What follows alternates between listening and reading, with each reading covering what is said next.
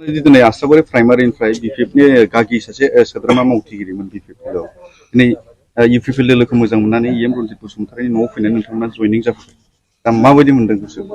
आंथ' जोबोद गोजोननाय मोनदों। आं दिनै गामिनि एसे गारजेनबो दिनै आङो थायै 17 बोसोर थाबोदों बिपिएफआव आं दासिमबो जेबो माबा उन्नति जायाखै। बेनि थाखायनो आं बुहुद दुखु मोननाय थाबाय। बेनि थाखायनो आं रनजित सारनिसिम दिनै जयनिंआव फैदों। आरो जोंनि जायगायाव इसे गोबाव 17 बोसोर जाबाय दासिमबो डेभेलप मोनसेबो जायाखै, लामा मोनसेबो जायाखै, बान्दो माबा मोनसे सुबिदाबो जेबो जायाखै। बेनि थाखायनो आङो जोंनि दानि सोलिबाय थानाय सार रनजित सारनि इउपिपिएल सरकारखौ मदद खालामनो थाखाय आङो बेयाव नुजाफैदों। फैबाय थानाय समाव इउपिपिएल दोलोआव थानानै माबायदि खामानि मावलांनो सानदों?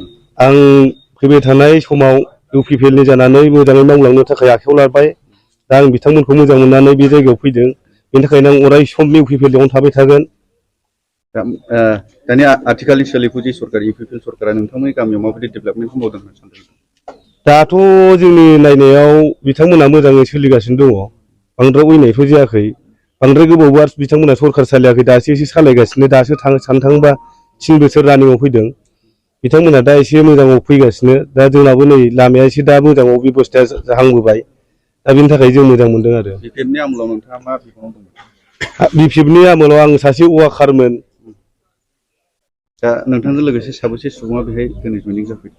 आंजों लोगोसे 3 दङ आरो गुबुन गुबुन जायगानि हनै जोंहा आदिबासिफोर दङ। बिथांमोनहाबो जोंनिनो प्राइमारिनिखा, आसाबारि प्राइमारिनिखा। नोंथांजों लोगोसे फैफानाय गासैबो बिपिएफनि गागि মানে মই ইউপিপিএল দলক মানে ভাল পাইছোঁ। মানে আমি আগত বিপিএফ দলত আছিলোঁ।